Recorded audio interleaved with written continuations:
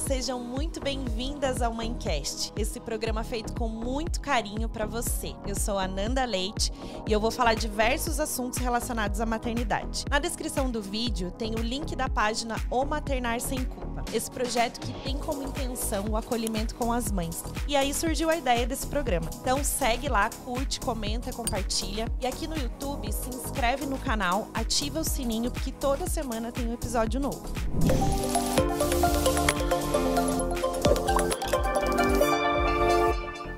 A convidada de hoje, ela é mãe do Gael, graduada em psicologia, estudou na França e no Brasil. Ela trabalha em equipe multidisciplinar junto a partos, possui diversos cursos complementares e experiência na área de psicologia, com ênfase em saúde mental no ciclo gravídico puerperal, atuando principalmente nos temas perinatalidade, psicologia, pré-natal psicológico, depressão pós-parto e parentalidade.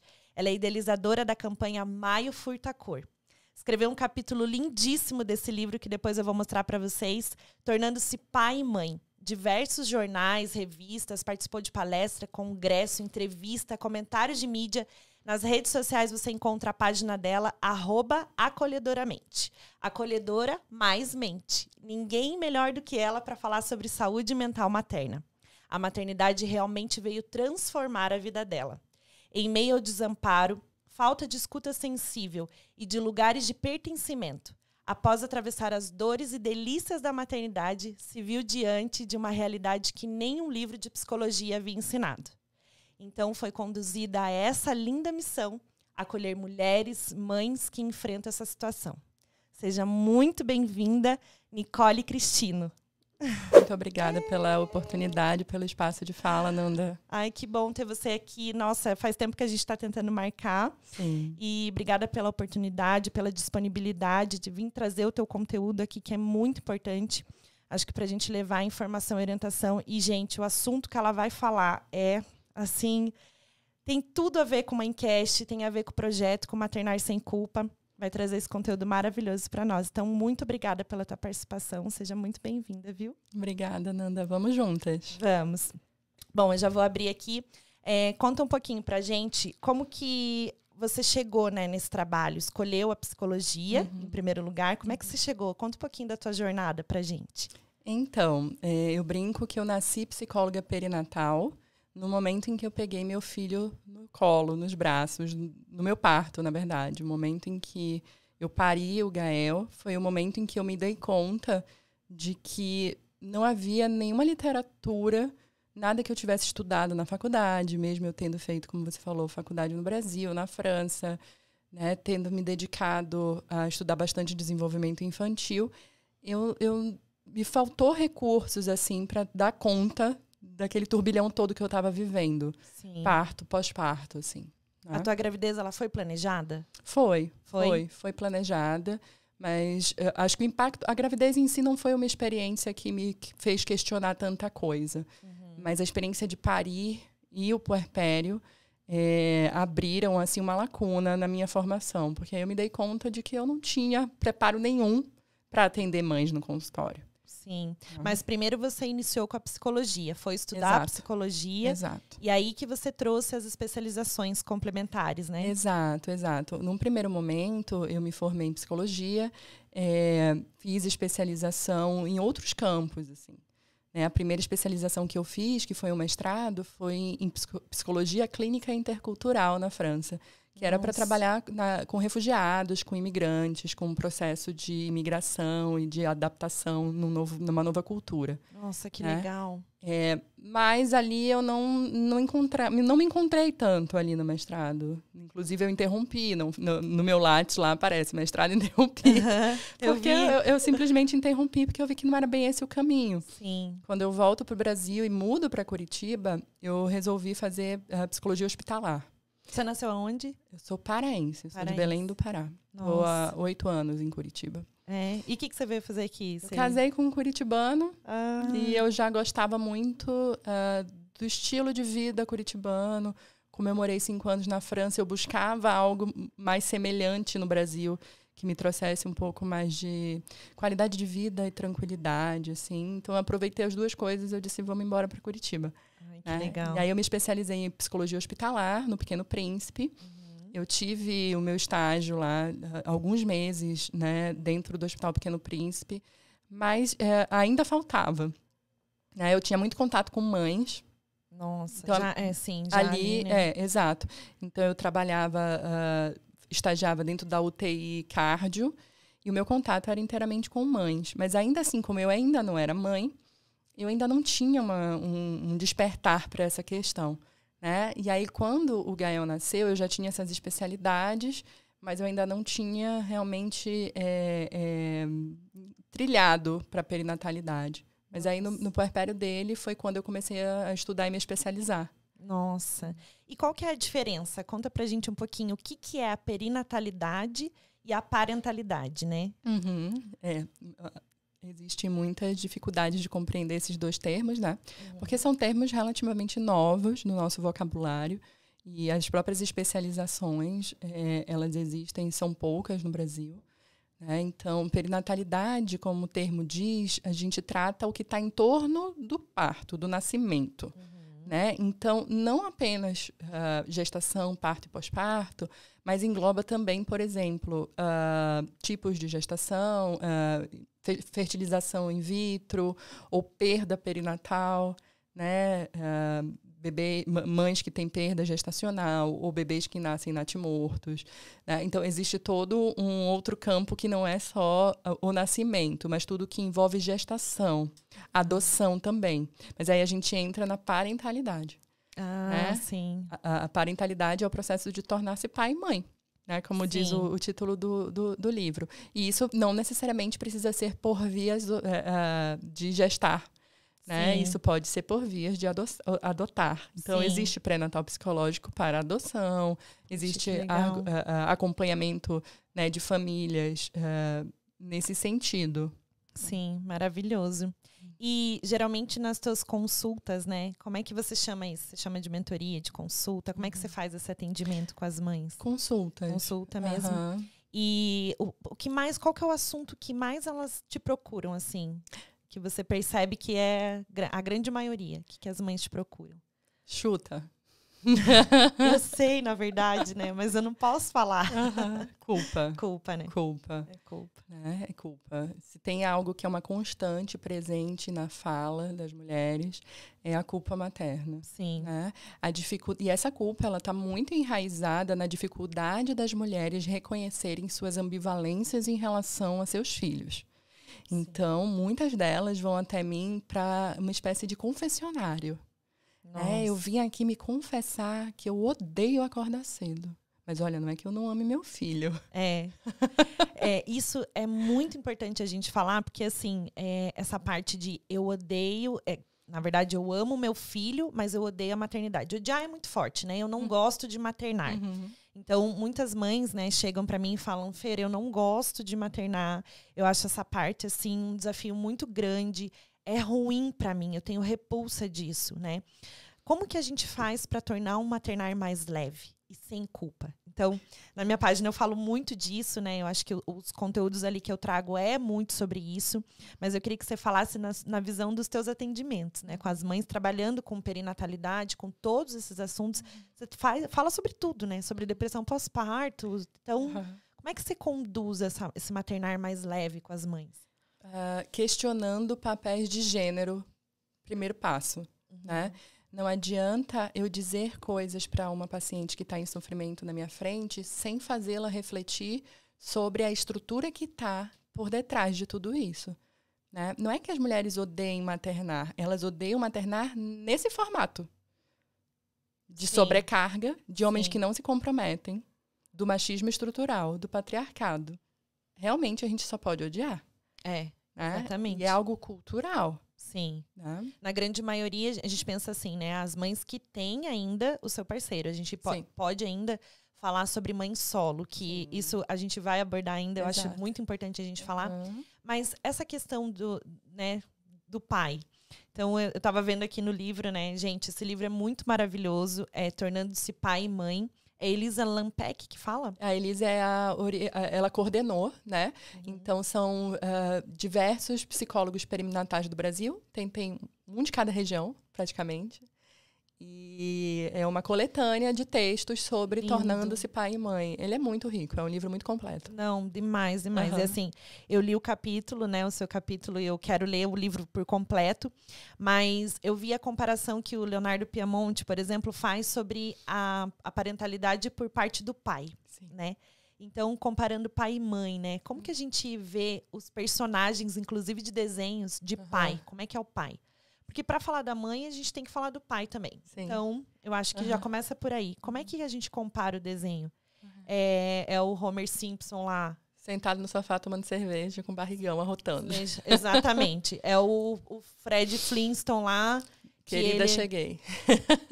Querida, cheguei, grita, já chega falando e tudo grita o nome da Vilma, né? Então, assim, já nos personagens a gente sabe que existe isso, né? Sobre o gênero da paternidade. Fala sobre isso. Porque... A arte, ela imita a vida, não o contrário. Exatamente. Então, na verdade, a gente está falando de personagens que estão apenas retratando o patriarcado, né? E quanto no Brasil, que é o que a gente pode, né, falar com maior propriedade, dentro da minha experiência clínica, essa é uma constante, sabe? De que grande parte do adoecimento mental das mulheres mães, nesse ciclo gravídico puerperal, ele é reforçado por esse papel de ausência, de descomprometimento, né, paterno. Então, eu acho que a gente precisa separar, assim, trazer a maternidade, a paternidade, né, o casamento, separar nas caixinhas, mas assim, quando se trata de educação, a gente sempre fica naquele cabo de guerra, quem faz mais, né? Eu acho que pai e mãe, existe esse tipo de casal que fica reforçando ali quem faz mais, essa disputa, ao invés de olhar o que eles podem fazer em prol daquela criança, o que dá para melhorar, se organizar um pouco mais, tentar, né, se envolver um pouco mais nas tarefas. Só que eu acho que as mães, principalmente nesse lado, né, de tentar envolver o parceiro em tudo que tem que fazer, porque isso deveria ser obrigação. Não é obrigação, a gente tem que jogar como um time, né, em casa também. Devia ser espontâneo, né? Porque aí é obrigação do pai. Não, a gente tem que pensar como um time, né? Não, ninguém é obrigado a nada aqui. Mas eu acho que a gente deveria pensar dessa forma, né? Então, tentar trazer não só na palestra ali, com o marido o tempo todo falando, sabe? Mas tentar mostrar com atitudes o que dá para melhorar, envolver ele nos assuntos. Só que a gente sabe que é muito difícil. A grande maioria não se interessa, né? Então, eu estava vendo que, inclusive, mais de 5 milhões de crianças no Brasil não têm o registro do nome do pai. Exato. Então, você entende o quão catastrófico é o nosso cenário. Exatamente. E o nosso risco é precisar que as mulheres se tornem professora dos pais. Eu vou te ensinar como ser um bom pai. Como você mesmo está dizendo, isso deveria ser espontâneo. Exatamente. Tá? Mas a gente tem enraizado esses homens tendo experiências enquanto filhos, né? Marcadas pela ausência, pelo autoritarismo. Então, esse caldo é muito grosso. Eu acho que a tua consultoria deveria ser para pai e não para mãe. Não, exatamente, mas existe isso, né? As minhas consultas... Que os pais deveriam te procurar, não as mães. Esse seria o mundo ideal, realmente seria o mundo ideal, mas o meu trabalho em parentalidade, tanto no pré-natal psicológico quanto no pós-parto e tudo, eu envolvo, tá? Então é muito comum eu convidá-los. Pelo menos 1, 2 sessões antes do bebê nascer. Eles vão de boa, assim, nas consultas? Alguns sim. E fala um pouquinho do Acolhedora Mente. Como que surgiu a ideia, né? Acolhedora mais mente. Achei fantástico, porque é isso, né? Saúde mental materna. Exato. Acolher e saber que a mãe precisa ter aquela saúde. A gente precisa cuidar de quem cuida, né? Então, o nome surgiu por quando eu pensei qual que era a minha identidade profissional, o que marcava, né, o meu atendimento, me veio que a principal característica seria essa, o acolhimento. Isso é uma marca muito forte para mim também, porque eu não sou daqui de Curitiba. E eu venho de uma terra muito... As pessoas são muito calorosas, são muito... amigáveis e sociáveis, né? Aqui e não imagina. Eu sou curitibana, não quero falar mal de curitibano aqui, mas a gente não é tão aberta assim, né? Eu casei com um curitibano, eu tenho um filho curitibano, eu me enraizei aqui, amo Curitiba, mas em termos sociais, sempre foi uma marca do meu atendimento, porque eu acho que as pessoas conectam com isso, com olhar no olho, com vem cá, eu te ajudo, vamos conversar, e de uma escuta diferenciada pelos meus traços culturais. E é muito curioso, porque hoje em dia eu atendo muita gente de fora. Chegam muitas pessoas de Curitiba, que moram em Curitiba, mas são de outras cidades, que também, de certa forma imigraram para cá. Né? Então, eu acho que isso acaba sendo uma identidade minha e por isso o nome, Acolhedoramente. Nossa, acho que me define. Lindo, muito lindo. E agora a gente está aí juntando tudo, né? Nicole, a gente precisa falar do Maternar Sem Culpa, do Acolhedoramente, de tudo, porque é isso que a gente estava até comentando antes do programa, né, da gente começar a gravação, mas o quanto a maternidade vem transformar, né, as mulheres. Então, para muitas mulheres, se torna um caminho do que ela decide fazer, o empreendedorismo feminino. Então, ela decide ali no ato que a maternidade transformou, mas ela precisa, né, deixar de lado tudo que ela fazia antes, aquela mulher que ela era, ela já não quer mais aquilo, ela quer fazer outra coisa, quer já tentar ajustar mais para tentar ter mais tempo com o filho. É impressionante, né? Sim. Isso veio para mim, isso veio para você, que transformou, então você atende muitos casos assim de mães muitos, é impressionante. E o meu caso foi assim, né? Eu já tinha consultório, já trabalhava no atendimento adulto. No entanto, com o nascimento do Gael, eu percebi que eu precisava direcionar e ouvir e cuidar de mulheres tão vulneráveis, né? Porque eu acho que eu me senti tão pequena e tão vulnerável naquele momento do pós-parto, que eu pensei, se eu não sou leiga, né? Já tinha estudado, 8 anos antes de ter meu filho. Não estou conseguindo elaborar tudo isso, como será que vivem as mulheres que são leigas, que não entendem nada de psicologia? Então, eu migrei para essa área. Mas é muito comum o empreendedorismo materno.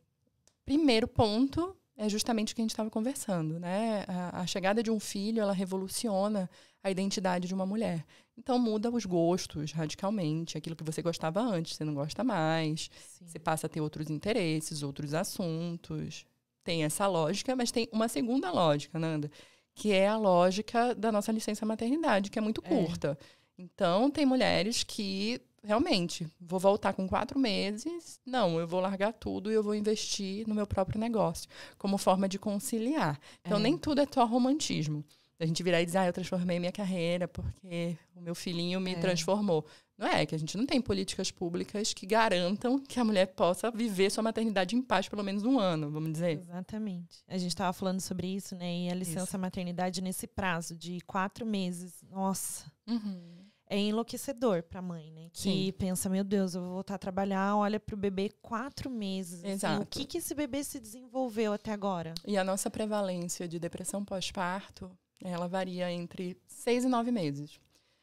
Então, assim, as mulheres tendem... A sociedade, em geral, tende a entender a depressão pós-parto como algo que acontece imediato ao parto, quando, na verdade, não. A maior índice de prevalência é entre 6 e 9 meses do bebê, né? Nossa. Então, não é à toa. Também é um momento em que a mulher precisa conciliar todos esses papéis, que ninguém mais está cuidando dela, porque não tem mais obstetra todo mês, não tem mais a doula que vai fazer escaldapé, não tem mais ninguém da roda de mães, do grupo, entende? A mulher está muito sozinha. Já quando a mulher retorna ao trabalho, qual que é esse apoio que a mulher tem? Né? Nenhum. Então, o acolhimento deveria ser muito maior, principalmente por parte das empresas. A gente sabe que é difícil, mas isso ainda há de ser conquistado um dia, como tudo, né, para a mulher é conquistado. E se conquista dessa forma, a gente debatendo, a gente levando conscientização, né, militando por essa causa. Sim, com certeza. E falando um pouquinho de retorno ao trabalho, toda essa parte, eu queria que você falasse sobre o burnout materno, né? Que eu acho que é muito importante a gente falar. No capítulo você escreve sobre isso, né? Além da culpa e todas essas questões. Mas mais do que isso, né? A gente compara um pouquinho a maternidade que tinha no passado com a maternidade de agora.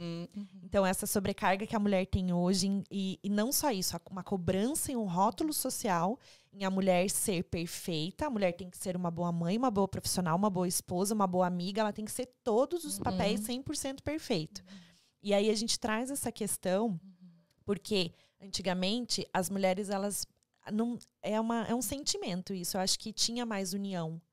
Porque moravam perto uma da outra, né? Tinham vários filhos, 10, 12 filhos, mas sempre tinha uma tia, uma prima em casa, família, casa, ao ar livre, jardim. E agora não. As mães se veem ali tendo que retornar ao trabalho num período, né? Num espaço curto de tempo ali, com a criança. Não dá tempo de desenvolver a lua de leite dela de um mês, né? Que a gente fala que é o vínculo entre mãe e bebê. Meu Deus, já foi e ela já tem que voltar a trabalhar. Então, fala um pouquinho do burnout materno pra gente. O burnout materno, que é o esgotamento mental, né? Ele é um dos primeiros, é uma síndrome, né? Que dialoga muito com depressão, né?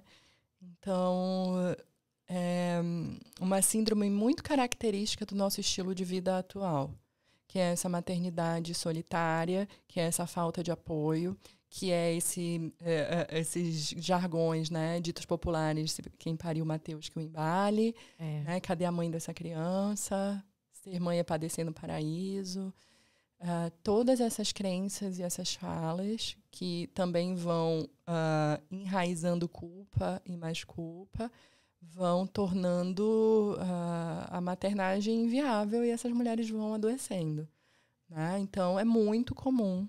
E se a gente fala do contexto pandêmico, esse livro ele foi publicado antes da pandemia, tá? Ele foi lançado em 2020, mas ele foi escrito em 2019, então a gente não estava falando de pandemia no livro, né? E já trouxe à tona esse assunto. Sim. Que serviu, veio a calhar no momento. Eu já falava disso antes da pandemia. Eu já via mulheres chegando no meu consultório no total esgotamento mental. E a gente diferencia, né, o burnout da depressão, porque o burnout basta um afastamento para que a pessoa consiga recuperar suas funções. O burnout no trabalho é assim. Hoje, inclusive, o DSM-5 incluiu o burnout como categoria diagnóstica, o que não existia antes, tá? Então, isso vai mudar. Isso já vai mudar muita coisa no mundo corporativo e nas leis trabalhistas a partir disso. Porque haverão afastamentos por essa causa, tá? Mas, justamente, no quadro de burnout, basta que a pessoa, o sujeito, fique afastado dos fatores estressores, que ele recupera sua vitalidade, sua capacidade cognitiva e tudo isso, tá? Sim. Já a depressão é um quadro cronificado de um burnout ignorado. Né? Então, no primeiro momento, quando chega uma mulher num esgotamento no meu consultório, é tentar trabalhar essas questões sistêmicas dentro dessa família, né? Questionar a sobrecarga, questionar o que está movendo que essa mulher esteja tão sobrecarregada. E eu não posso dizer que isso é apenas falta de apoio do companheiro. Porque essa mulher também, ela tem muitas crenças enraizadas que só ela sabe.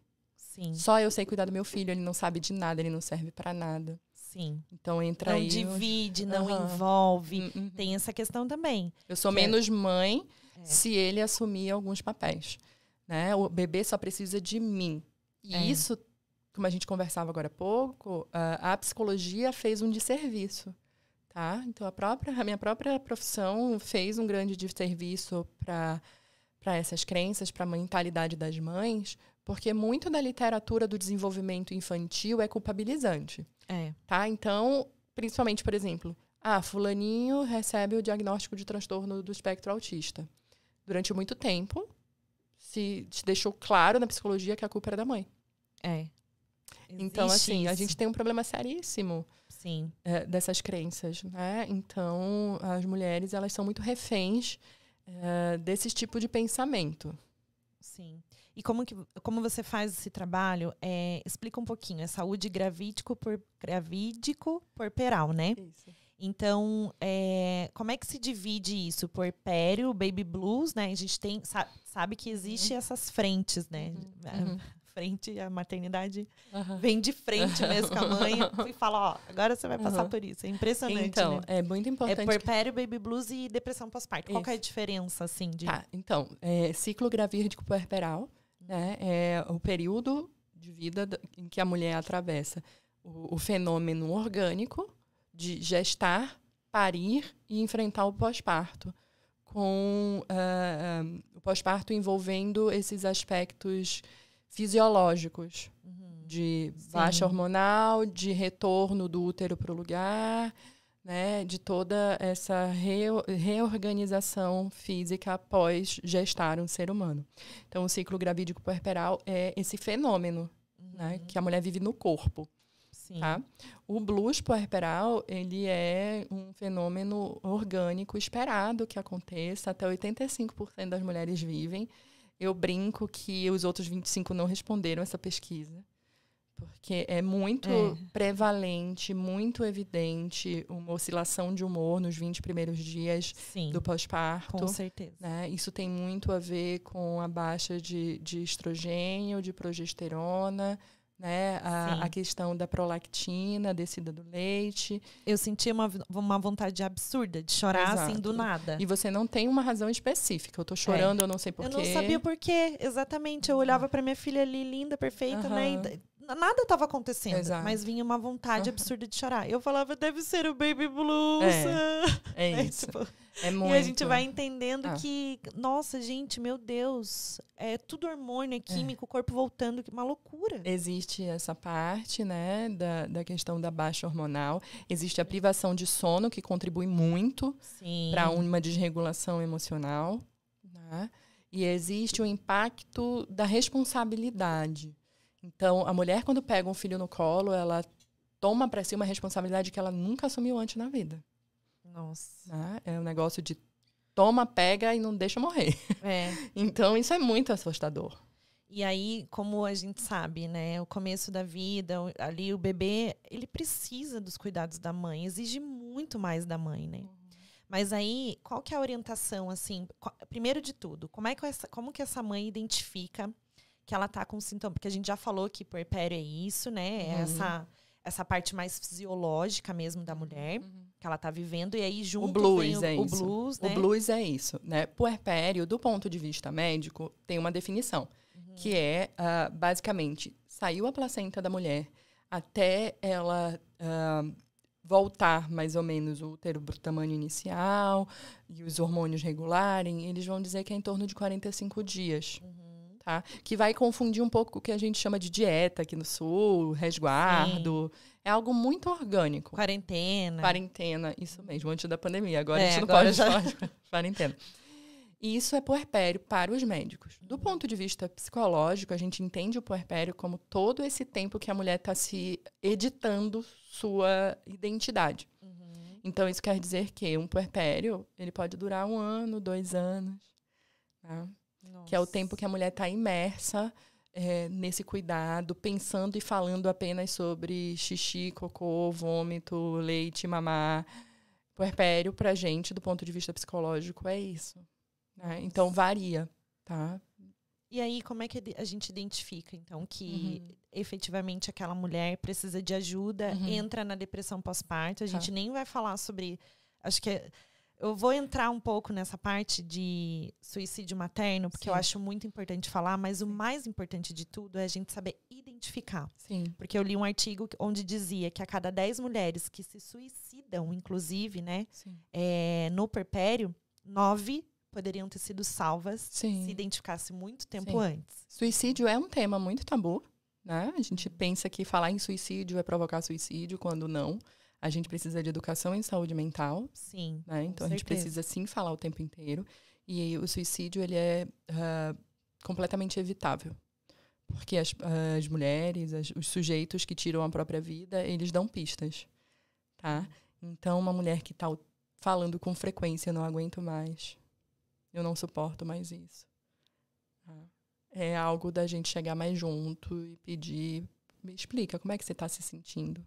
Olha, me arrepia, gente, porque a maternidade é uma coisa, né? Para muitas mulheres avassaladora. É avassalador. Né? Não é fácil, né? Não. A gente... Então, nenhuma mulher tem depressão ou se suicida por escolha, tá? Uma mulher que se suicida, ela está adoecida, muito provavelmente por depressão. Né? E a depressão pós-parto, ela tem essa característica, né, de ocorrer... ali entre 6 e 9 meses, é o maior índice, né, de depressão pós-parto. Então, a gente precisa trabalhar essa educação de que não é imediatamente após o parto que a mulher deprime. Imediatamente após o parto, a mulher tem um blues. É. Pode ser que se ela já tem um histórico de depressão, Sim. esse blues pode virar uma depressão novamente rápido. E aí é bom ficar bastante de olho nessa mulher, Sim. tá? Então, formas de identificar a depressão pós-parto, ela traz essa característica de uma incapacidade do cuidado consigo e com o bebê. Não é. E aí entra essa questão, né? As pessoas acham que a mãe tá negligenciando o bebê, que não tá cuidando direito. Isso. E não é nada disso. E muitas se esforçam. Ela precisa de ajuda. Exato. É uma mulher que não tá dormindo direito, não tá comendo direito, não tá se alimentando. Não tá se cuidando. Não consegue ter os cuidados básicos consigo mesma. Pode acontecer da mulher numa depressão pós-parto grave, dela não conseguir cuidar do bebê. Ter muito medo, muito receio. E não é que eu não gosto, eu odeio meu bebê. Essa tarefa é tão demandante para mim que eu não dou conta, eu não suporto, eu não consigo. Então eu me afasto dele. Tá?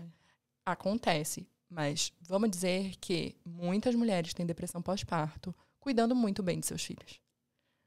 Entende? Sendo super presentes. Você já pegou algum caso assim que... A grande maioria. Que a mãe já tá a ponto de se suicidar, por exemplo? Sim. Pensamentos, né? Sim. A gente chama de ideação suicida. Né? Então, passa a ideia pela cabeça e é melhor que eu suma. Esse tipo de fala, eu vou me embora, eu acho melhor, eu não nasci para isso. Né? É muito importante que avalie imediatamente. Sim. E como que você traz isso aí para as mães, né? Essa questão de os exercícios para a mãe, de o que você pode falar para essas mães que estão passando por isso? Como que ela começa, além de identificar, né? Essa questão da depressão. Eu gosto de trabalhar muito com prevenção. Tá? Então, assim, o meu objetivo de vida é que o meu consultório esteja lotado de gestantes. Para começar lá... Então, quando eu acompanho uma mulher do início, o prognóstico é excelente no pós-parto, porque ela já se tratou desde o início, ela já está consciente do que pode acontecer de não, ela já vai desde ali desconstruindo as crenças de onipotência, por exemplo. O bebê só precisa de mim, eu vou ter que fazer tudo. Eu que vou passar o dia inteiro com ele. Ele não precisa de mais ninguém. Então, lá na gestação, já começa a dizer, opa, peraí, vamos conversar. Sim. E aí a gente o que você pode delegar do seu papel para que eu já começo a fazer essas organizações no sistema familiar desde a gestação. Que legal. Então, é comum chamar os companheiros para dentro do consultório, tá? E eu acredito nisso. Mas, infelizmente, a grande parte das mulheres chegam para mim no pós-parto. Ainda. Né? Quando já tá tudo bagunçado. Quando já tá tudo muito bagunçado. Nossa. E saúde mental materna, você é idealizadora de uma campanha. Queria que você falasse um pouquinho do Maio Furtacor pra gente. Sim. Então, a gente tá com a camisa, ó, gente. Onde que tá, Fabrício? A gente tá com a camiseta aqui do Maio Furtacor. E é muito importante a gente falar dessa campanha, porque... eu queria que você falasse a frase. Fala a frase pra gente da campanha. Então, um dos slogans da campanha do Maio Furtacor é: só é possível mudar o mundo cuidando de quem cuida de todo o mundo. Ai, gente, que lindo isso. Então, o mundo precisa saber dessa campanha. Então essa é a missão, né? Essa é a nossa missão. O Maio Furtacor, ele surge desse cenário de dentro do consultório, de mulheres, né, trazendo muita dor e sofrimento, muita culpa, inúmeros casos de burnout. Tá? Então, a campanha ela vai surgir nesse contexto. Tá? Ela é uma campanha que foi idealizada, inclusive, antes da pandemia, mas ela estava um pouco engavetada. Com a pandemia do Covid-19, surgiu a urgência, porque essas mulheres que já estavam em sofrimento, elas ficaram enclausuradas, com as escolas fechadas, sem rede de apoio alguma, trancadas em apartamentos. Sim. Então, o nível de sofrimento das mulheres, assim, aumentou drasticamente. Então, aconteceu que o lançamento da campanha foi feito em maio do ano passado, 2021, com esse intuito de trazer à tona esse debate, essa discussão, né, de que não é possível a gente pensar num futuro e cuidar do desenvolvimento infantil se a gente não questionar o modo com o qual a gente tem tratado as mulheres e as mães. E aí, maio, por conta do Dia das Mães, Sim. né? Porque a gente chega nessa data muito comercial, cheia de buquês de flores, e a mulher, ela só tá invisível, né? Ela só tá ouvindo frases do tipo... quem pariu Mateus que embale, cadê a mãe dessa criança, né? Tudo culpa da mãe. E... No parquinho, a criança caiu. Né? Cadê a mãe? Cadê a mãe? Ninguém pergunta cadê o pai. Ai, Exatamente. E, na verdade, a campanha, como é que funciona essa pessoa? O que a gente precisa fazer para a gente expandir essa campanha? Para todo mundo que está assistindo, né, poder compartilhar, o que a gente precisa fazer? Então, a campanha do Maio Furtacô é uma campanha de alcance público, né? Então, é uma campanha de que todas as pessoas podem acessá-la. Basta entrar no site www.maiofurtacô.com.br. Lá vocês têm acesso a todo o material de campanha. Ela é uma campanha sem fins lucrativos, apartidária, horizontal, democrática. Isso quer dizer que qualquer pessoa que deseje pode promover ações em torno dessa campanha. Ela funciona tal qual as campanhas de Janeiro Branco, Setembro Amarelo, Outubro Rosa, né? Basta que você realize ações voltadas para a promoção de saúde materna, que elas sejam gratuitas. Lá no site você encontra todo o material, as diretrizes da campanha, a cartilha com todas as orientações necessárias. E assim você pode participar. Muito legal, Nicole. E eu já estou participando e já quero fazer inúmeras parcerias aqui com esse projeto tão bonito, porque eu acho que a gente tem que expandir cada vez mais. E uma mãe ajuda a outra sempre. Acredito que é com amor que a gente transforma o mundo. A gente precisa falar, se unir cada vez mais para entregar informação, orientação sempre, né, para as mães. E falando em informação e orientação, queria que você falasse um pouquinho também como que a família pode ajudar em casa, o entorno dessa mãe, né? Era justamente isso que eu gostaria de acrescentar na tua fala. Uma mãe ajuda a outra e todos ajudam a mãe. Todos, de todos os gêneros. A gente precisa parar, a gente precisa romper a bolha. O Maio Furtacô, a causa da saúde mental materna, ela não pode ser um campo de mulheres. A gente precisa de homens falando, estudando e debatendo sobre isso. A gente precisa de famílias inteiras, né, entendendo sobre o quão grave é o nosso cenário. Né? Hoje, no Brasil, a gente tem índices que variam, antes da pandemia, 26% de depressão pós-parto. Lógico, a depressão pós-parto ela tem um componente biológico importante. Tá? Alterações importantes acontecem a nível cerebral. No entanto, a cultura faz com que a gente tenha o maior índice de depressão pós-parto do mundo. Isso é muito grave. Então, a gente precisa convocar todos os cidadãos. A gente não pode ter uma campanha que seja exclusiva de mulheres para mulheres. A cada quantas mulheres? Uma a cada 4. A cada 4, né? Isso 5% antes, é muita coisa. 26%, exato. Então, isso a gente está falando antes da pandemia. Tá? Então, a gente não tem... O que a gente tem são pesquisas mostrando como a pandemia agravou muitos casos de burnout materno. Tá? Mas a gente não tem nada muito definitivo sobre dados mais recentes. Mas já era muito preocupante antes da pandemia. Sim. E essa questão de quando a mãe retorna ao trabalho, né? Trazendo isso à tona, a mãe vai voltar. E aí ela te procura e ela não sabe o que fazer. Volta ou não volta? Você sabe que é terrível, porque quando elas querem, elas vão me procurar, elas não conseguem nem horário para fazer terapia. Porque elas têm que voltar para trabalhar CLT 8 horas. Sim. Então não dá nem para encaixar a terapia na agenda, a não ser que ela vá às 6 horas da manhã fazer terapia. Sim, porque aí que horas ela vai, né, ficar com o filho. Esgotar o leite para não desmamar, para introduzir a alimentação. Gente, é torturante para uma mãe. É assim... Olha, eu vou falar por mim, assim, eu não vivi um puerpério muito fácil. Eu tive, né, baby blues, eu identifiquei isso justamente pelo que eu tô te falando aqui, que eu senti essa vontade absurda de chorar. Não sabia de onde, né, que vinha, mas eu tentava procurar na internet muita coisa relacionada a isso, achava muito pouco. Sim. Muito pouco se fala da mãe, se fala mais sobre o bebê. O que você faz com o seu bebê? Você dá mamadeira, dá chupeta, dá isso, dá aquilo. E da mãe não falava, eu procurava, né, alguma coisa nesse sentido. Muito do projeto tem disso, né? Essa essência visceral do meu projeto é por mim mesma, sabe? Eu passei por isso. Então, eu acho que o acolhimento estava em, por exemplo, eu ficava desesperada em saber que eu tinha que voltar a trabalhar e eu ia desmamar. Só que eu nem sabia se eu ia chegar até lá, né? Com 4 meses. Então, já antes eu estava me antecipando. Eu já estava comprando potinho de leite, alugando bomba, né, para tentar ali estimular o quanto antes, para eu me preparar, congelar leite. O que eu vou fazer? Sabe essa sistemática que a gente tem? A licença maternidade que a gente tem é incompatível com o desenvolvimento infantil. Que cansaço isso, sabe? Mental. Eu tinha um cansaço mental.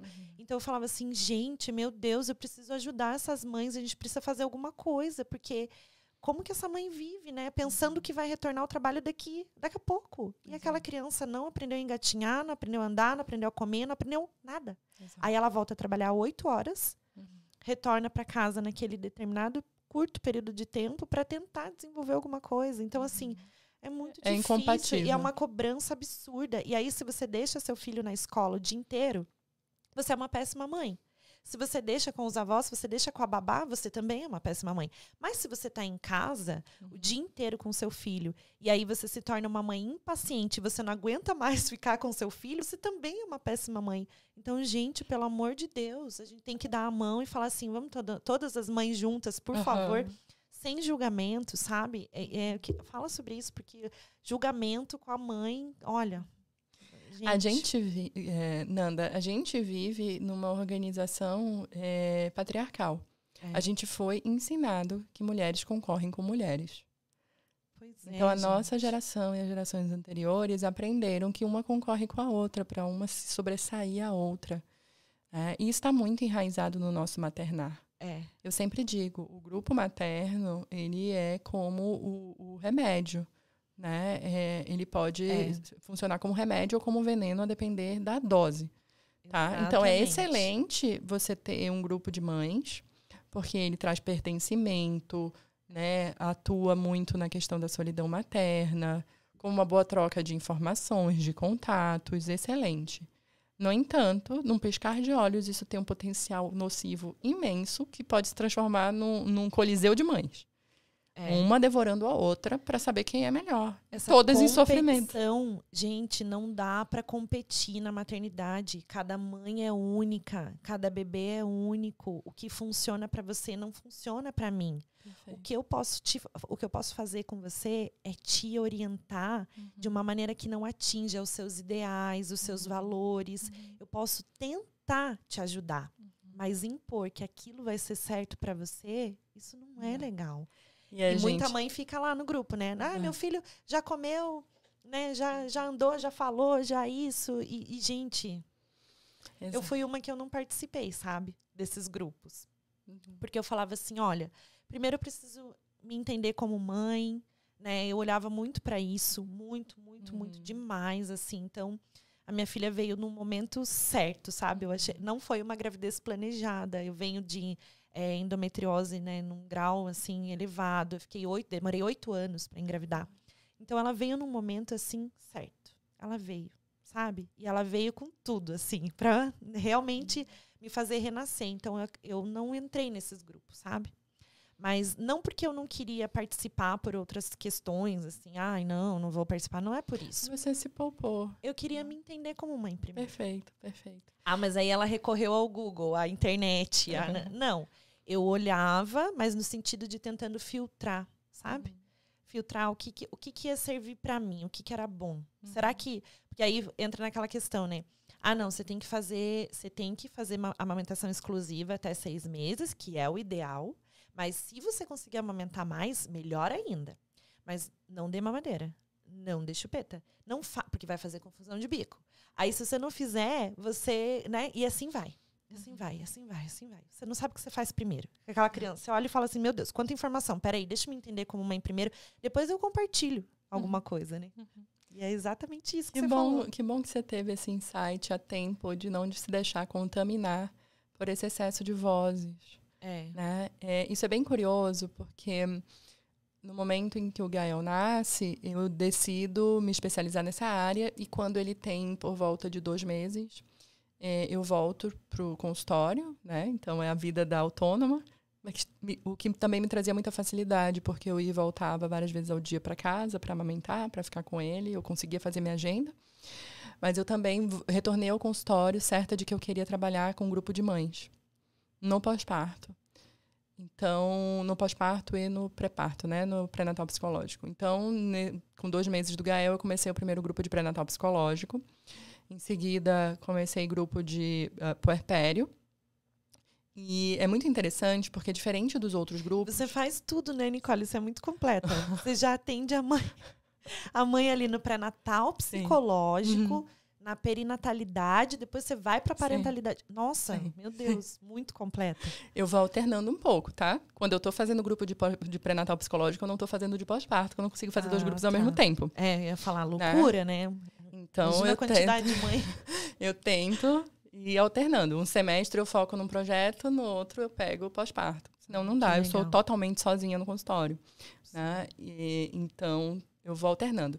E aí fiz o primeiro grupo de pré-natal psicológico e eu tenho 2 normativas, 2 normas de funcionamento dos grupos, que elas sabem de cor. Eu sempre peço para elas falarem, né? Sempre que chega uma nova participante, a mais antiga do grupo vai e fala como que funciona.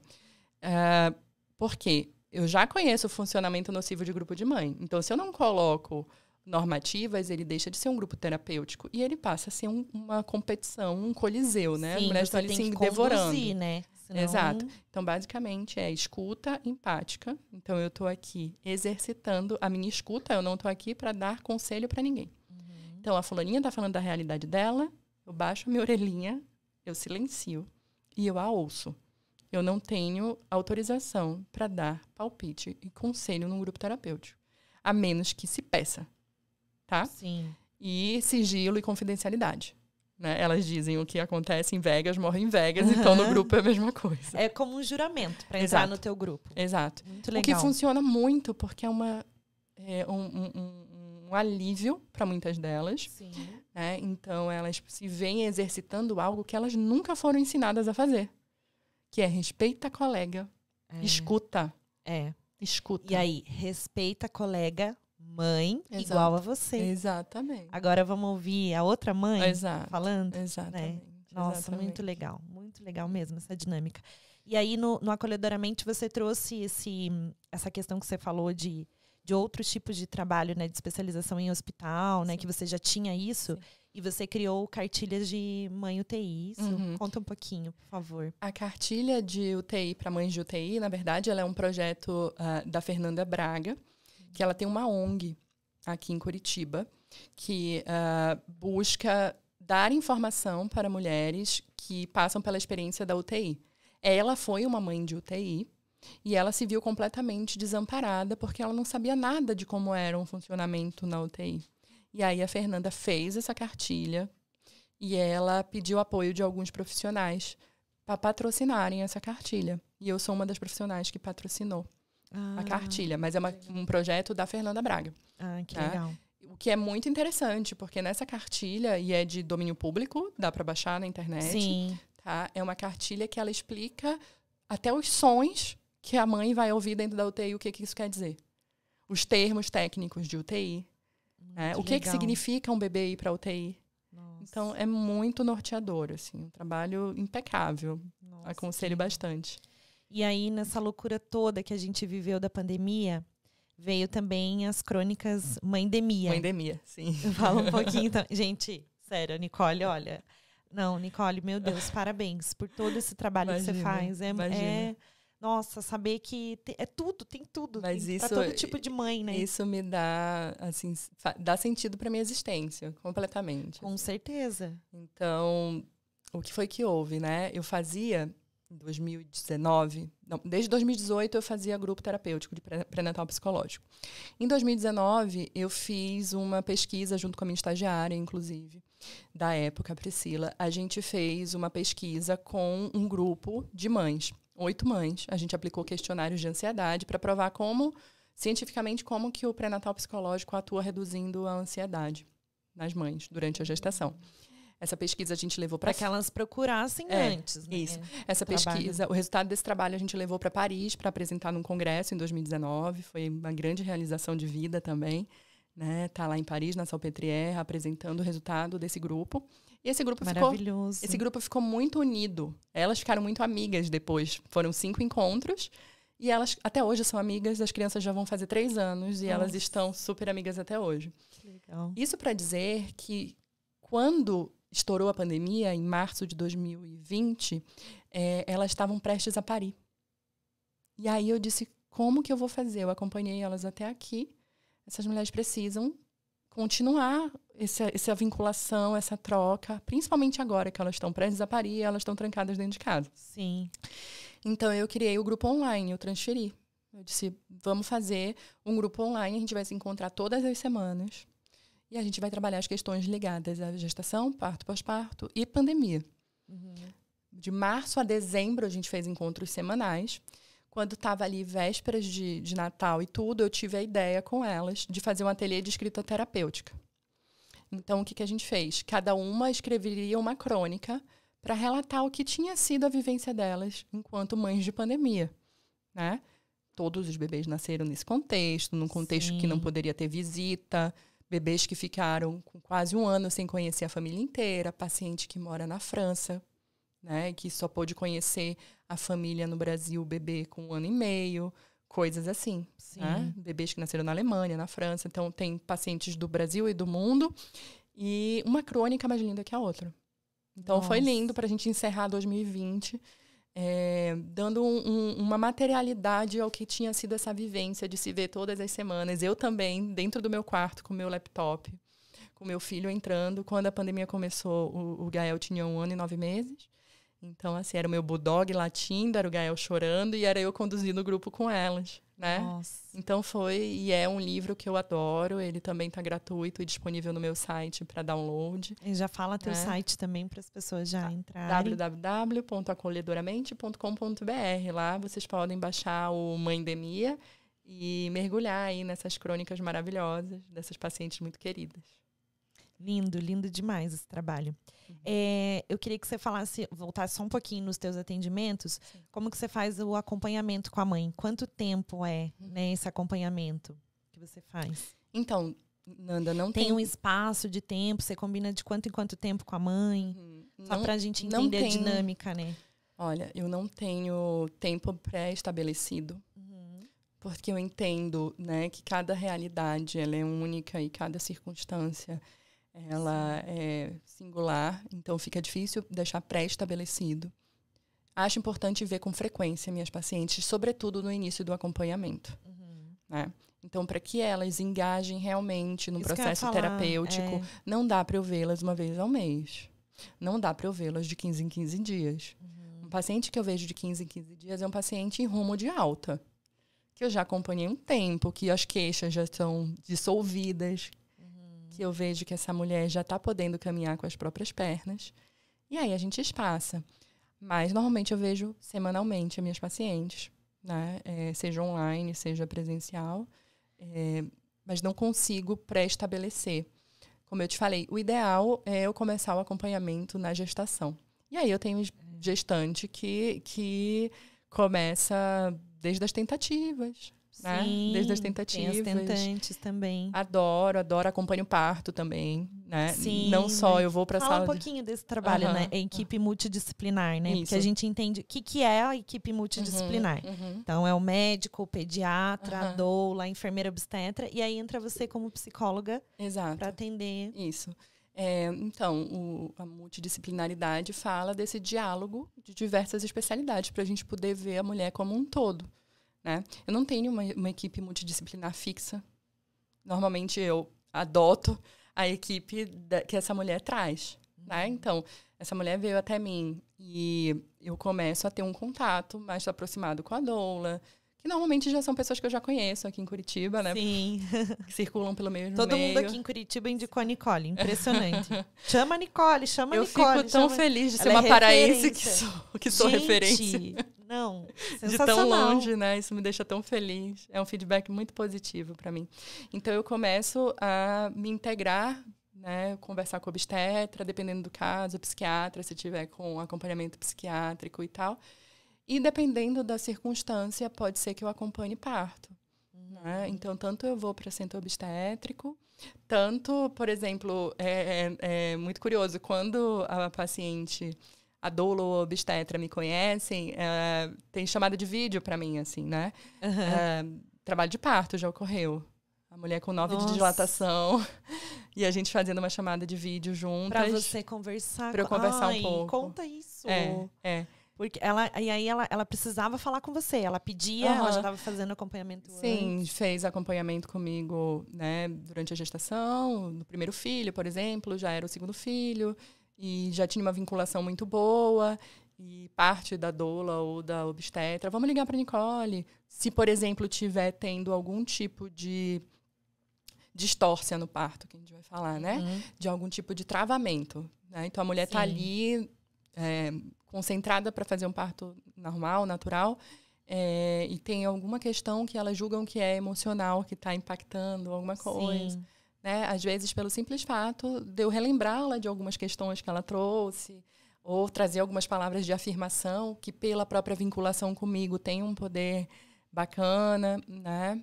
Então, já ocorreu de eu acompanhar parto, por exemplo, de paciente que se divorciou nas vésperas do parto e estava vivendo problemas muito conjugais. Nossa. E que não estava nem um pouco preparada para estar com o pai da criança na sala de parto. Sim. E deu fazer um papel ali junto, né? Então, é muito legal. Já aconteceu de eu fazer sessão com o paciente no pós-parto imediato. Então, pariu tem 3 horas e eu fazer um atendimento. Nossa. Online. Sim, então, cada história, né? É lindo, Teve alguma história, assim, que você possa compartilhar, né? Que mais te marcou, assim, que você falou, nossa, essa mãe... Eu acho que essa história de eu acompanhar o parto de uma paciente que tinha acabado de de romper um relacionamento ao qual ela apostava muito. E ela foi deixada em completo desamparo durante o parto dela. Né? E eu lembro que eu precisei fazer muito pouco, a não ser estar de mão dada com ela durante o parto dela. Nossa, e representando um papel, sabe? Então, ninguém vai fazer terapia no parto. É uma questão de estado de presença. Né? Então, depois levá-la e acompanhá-la até o quarto e receber a mãe dela me agradecendo, né? A família muito grata por eu ter desempenhado esse papel. Para mim, marcou muito a minha vida, né? Como profissional, como pessoa. Então, acho que o psicólogo ele entra nesses determinados lugares, né? De facilitar um pouco essa dinâmica quando acontece algo do inesperado. Sim. E que a relação já está muito bem estabelecida. Você é uma figura de referência e de segurança emocional. Sim, com certeza. Ai, gente, é muito lindo esse trabalho. Nossa, eu estava aqui só imaginando, assim, mãe, né? E eu falo muito, sabe, Nanda? Tenho até um post na internet sobre isso, do quanto eu não tive isso, do quanto eu gostaria de ter tido uma psicóloga perinatal, né? Eu tive excelentes terapeutas, mas eu nunca tive ninguém que compreendesse o fenômeno da gestação e seus impactos no psiquismo. E olha, você vê, a gente vai deixando, né? Eu falo por mim mesma, eu não procurei, eu deveria ter procurado. Eu deveria ter ido, eu deveria ter... Não, nem que seja só para conversar, porque às vezes você não quer conversar com uma amiga, né? Exato. Você não quer falar com a amiga. Você quer falar com outra pessoa. Você não quer conversar muitas vezes. Não é que a amiga não te entende. É que, né... Nanda, você sabe qual é a diferença? É que muitas vezes você não quer conversar. Você quer ser ouvida. E as pessoas não têm preparo para escuta. Exatamente isso. Né? As pessoas têm um preparo que é basicamente assim. Você vai falar algo e elas vão te dar uma solução miojo, que eu brinco. Toma, 3 minutos está pronto. E não é isso que acontece numa terapia. É um espaço em que a pessoa tem, além de receber uma escuta adequada, sem interferências, dela se escutar também. E ter seus próprios insights. Sim, com Nossa, certeza. agora eu estou me dando conta que realmente está sendo sofrido para mim gestar, está sendo sofrido para mim puerperar. Sim. E esse programa está sendo muito importante, servindo de alerta, para muitas famílias, né? Muitos pais. Não é só os pais, é a família como um todo. Exato. É a mãe, né? A avó, no caso, é a tia, é a prima que vai visitar. Olhar para essa mulher, eu sempre falo isso. Não visite o bebê. Visite a mãe. Porque, eu vou repetir isso sempre. Porque, assim, não vá, né, lá já em cima da criança. Pensa, a mãe tá ali, tá vulnerável, tá precisando, né? Então, assim, vamos visitar a mãe. E cuidar de quem cuida. Porque se a mãe tá feliz, se a mãe estiver bem, aquela casa com certeza, né? Claro, a gente sabe de todos os cenários, né, Nicole? Tem mãe solo também. Que eu tem acho mãe que... solo que é casada, tá? Esse é o cenário mais frequente. Exato. Exatamente isso. No meu post que eu escrevi sobre mãe solo, eu escrevi exatamente isso. Quantas mães que são casadas, mas são solo. Exatamente. Né? E a gente trabalha e fala sobre isso sempre. E sempre esse assunto tem que vir à tona. A saúde mental materna é o que importa. Se importe com a mãe. É isso mesmo. Eu queria que você deixasse uma mensagem. A gente já está encerrando aqui. Mas eu queria que você deixasse uma mensagem para as mães. E dizer a importância, né? Do teu acompanhamento, principalmente. Porque eu acho que não é só a mãe achar que ela tá sozinha, sabe? É muito mais do que isso. A gente precisa entender, mas a gente, muitas vezes as mães, né, existem mães que vão falar, mas eu não tenho condição de contratar uma equipe, de fazer, mas o que ela pode fazer para procurar ajuda? Essa mensagem que eu queria que você deixasse. Eu não vou vender meu peixe, porque eu acho que o mais importante, além do atendimento individual, o meu interesse, por exemplo, com a campanha do Maio Furtacor, é que o meu consultório deixe de ser um lugar em que as mulheres cheguem adoecidas, tão adoecidas. Então, eu aconselharia a buscar informação. Maio Furtacor existe com esse propósito de que não só as mães busquem informações sobre saúde mental materna, mas sobre a sociedade em geral se preocupe com os altos índices de adoecimento, não normalize isso e entenda que é responsabilidade de todos proporcionar segurança, proporcionar equilíbrio e apoio para promover saúde mental nas famílias e na sociedade como um todo. E vamos repetir? Só é possível cuidar do mundo. Só é possível mudar o mundo cuidando de quem cuida de todo o mundo. Isso é muito lindo. Parabéns e obrigada de novo pela tua participação. Eu amei. E se você... Ai, gente, esse conteúdo assim é muito precioso. Eu acho que a gente conseguiu deixar a nossa mensagem aqui. Espero. E para você que está precisando de ajuda, para as mães tentantes, gestantes, as mães mesmo já de qualquer idade, né? Mãe não tem idade para... Não é porque acabou de passar pelo puerpério ou pós-parto ou né, tá efetivamente gestante que ela não precisa de ajuda em outro ou qualquer momento. Então, se você gostou desse vídeo, compartilha com alguém que esteja precisando de ajuda, que precisa ouvir. E muito mais do que isso, a gente precisa estar atento o tempo todo. Olhando para essa mulher, olhando para essa mãe, olhando para esse papel e que tipo de papel a gente coloca na sociedade. Que tipo de papel a gente emprega para a mãe. A mãe não é só mãe, ela tem outros papéis. Então a gente precisa olhar para essa mulher e com amor, de novo, a gente transforma o mundo. Obrigada, gente. Beijo para vocês. Fui.